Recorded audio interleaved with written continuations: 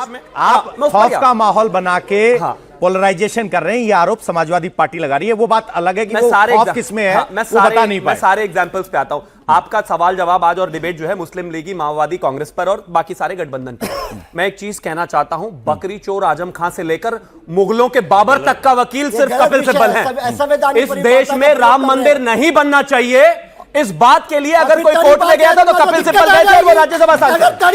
इनके दिक्कत आ जाएगी, दिक्कत आ जाएगी। तो यानी कि अभी के मुस्लिमों से लेकर बाबर तक, मतलब मुगलों तक को भी समाजवादी वाले बचाए। तो बाबर 500 साल पहले चला गया, जिसका कोई लेना देना नहीं है, उसके भी वकील कपिल सिब्बल। अब आगे रोके ना भाई, ये क्या है? इस तरह की भाषा बोलोगे नेता के? हाँ, ऐसे ही बोलेंगे। तड़ीपार कौन है? ये बताइए, तड़ीपार कौन है? तड़ीपार कौन है? देश जानना चाहता है, देश जानता है तड़ीपार कौन है। देखिए, मेरा निवेदन है इनको सुनिए नारा जी, इनको भड़काने के पक्ष में हमारे अगर इनको कुछ हो गया, मेरी कोई जिम्मेदारी नहीं है भैया। तो हम तड़ीपार जवाब लूं आपसे, ये देश डरता नहीं है, ये भारतीय जनता पार्टी के लोगों से देश डरता नहीं है। ये कोई तरीका थोड़ी होता है। ये क्या कह रहे हैं?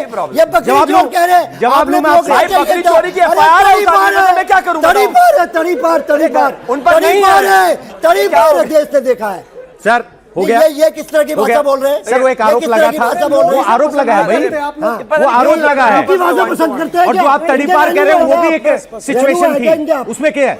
अब मैं शिवम, आप अपनी बात 10 सेकंड में खत्म कीजिए। वीएचपी के प्रवक्ता बड़ी देर से इंतजार कर रहे हैं। माओवादी कांग्रेस पर बात आ रही थी। मैं सबसे पहले एक और चीज कहना चाहता हूं, इस देश में क्या हुआ था जब सेतु समुद्रम प्रोजेक्ट चल रहा था 2007-8 में, यही एक कांग्रेस थी जिसने कहा था कि ये जो हम खास तौर पर बात करते हैं राम होने की, ये काल्पनिक है, ये जो राम सेतु है ये काल्पनिक है, ये मैनमेड नहीं है, ना ही रामायण कोई ऑफिशियल जो है हमारी संस्कृति का हिस्सा है, वो सिर्फ एक ग्रंथ नहीं है, मतलब वो सिर्फ एक ग्रंथ है, सिर्फ एक राइटिंग है। और यही 2019 में 19-20 में राम मंदिर को ना बनने की एप्लीकेशन लेकर गए थे यही समाजवादी पार्टी वाले हैं जिन्होंने कार सेवकों पर गोलियां चलवाई थी। यही समाजवादी पार्टी वाले हैं जिन्होंने कहा था कि अगर मेरा बस चलता और जरूरत होती तो मैं और कार सेवकों को मरवा देता। ये ऐसे लोग हैं। क्या हो गया भाई? अब देखिए, अब तो मुस्लिम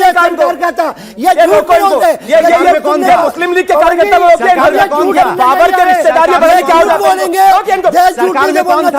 ये झूठ बोल रहे। गोली हमने जब कार से वो गोली चली, कौन थे?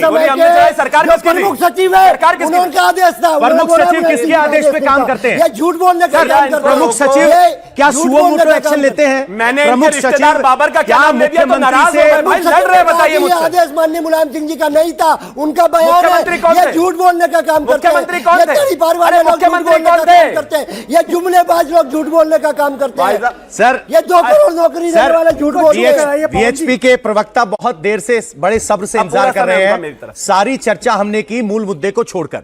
जब यहां मुस्लिम वोटों के लिए इतनी खींचतान रहती है और वीएचपी लगातार कांग्रेस पर हमलावर रहता है मुस्लिम प्रेमी होने के लिए, और ओवैसी पर भी हमलावर रहता है, वीएचपी को सिर्फ मुस्लिम समर्थन, मुस्लिम विरोधी क्यों दिखाई देता है? बाकी कोई मुद्दे क्यों नहीं दिखाई देते? ऐसा बिल्कुल भी नहीं है, ऐसा बिल्कुल भी नहीं है। चरखी दादरी की घटना हुई, सारे मुसलमान थे, विश्व हिंदू परिषद और संघ लगा, उन सबको दफनाया भी गया, और जहां जहां जिन जिन लोगों ने बॉडी क्लेम करी सरकार की मदद से उनको दी भी गई। जब भूकंप आता है, बाढ़ आती है, हम ये नहीं देखते कि वो हिंदू के हो रही है या मुसलमान की हो रही है, हम उसकी मदद करते हैं। सर वीएचपी का जिक्र इसलिए आया, एक मिनट रिफ्रेश कर देता हूं सवाल को। वीएचपी का जिक्र इसलिए है, जब मदनी साहब कहते हैं कि जिहाद होगा, जुल्म होगा तो जिहाद होगा, आप सबसे आगे आकर कहते हैं कि इनके खिलाफ कार्रवाई हो, ये गलत कह रहे हैं, उनको आप निशाने पर लेते हैं।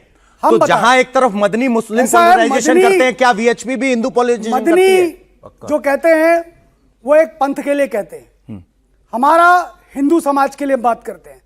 और अगर हम हिंदू कहते हैं तो भारत कहते हैं, हिंदुस्तान कहते हैं, ये देश कहते हैं। हमारी हिंदू की परिभाषा में मुसलमान अलग नहीं है, हमारी हिंदू की परिभाषा में ईसाई अलग नहीं है, हमारी हिंदू की परिभाषा में वो सबको शामिल करके चलने की बात करते हैं। इसलिए हिंदू सर्वे भवंतु सुखिना कहता है। सर, इस हिंदू की परिभाषा में वोटर अलग हो जाता है क्या? सुन लीजिए पवन जी। और जहां तक कांग्रेस की बात रही, कांग्रेस का इतिहास अगर उठाया जाए तो 1912, 1916, उसके बाद 1920, उसके बाद 1929 में बाबा साहब अंबेडकर ने पवन जी बहुत अच्छे से बताया, बोले कांग्रेस मुस्लिम तुष्टीकरण कर रही है। कब? साइमन के जब उसमें कहा उन्होंने कहा कि मुस्लिम लीग की मांग को 1916 के अंदर कांग्रेस ने क्यों सहमति दी, सेपरेट इलेक्टोरेट की मांग को क्यों माना? वो अंग्रेज कह रहे थे और उसको कांग्रेस मान रही थी। मोपलाव हुए, मोपलाव के द्वारा केरला के अंदर हिंदुओं को मारा गया, नरसंहार किया गया, कांग्रेस चुप थी, खिलाफत कर रही थी। अंबेडकर कहते हैं उस खिलाफत आंदोलन में वो कमाल पाशा जो विदेश की धरती पर है, उसका भारत से क्या लेना देना? कोई लेना देना नहीं था। लेकिन कांग्रेस के समर्थन में खिलाफत कर रही थी, उसके अंदर असहयोग आंदोलन के अंदर से अलग और खिलाफत कर रही थी। उसके बाद अंबेडकर कहते हैं कि श्रद्धानंद को अब्दुल ने गोली मार दी, कांग्रेस चुप थी। लाहौर के अंदर आर्य समाज के कार्यालय से निकाल करके आर्य समाज के नेताओं को मारा मुसलमानों ने, कांग्रेस चुप थी। कांग्रेस की तुष्टीकरण की नीति को 1929 में बाबा साहब अंबेडकर ने बताया।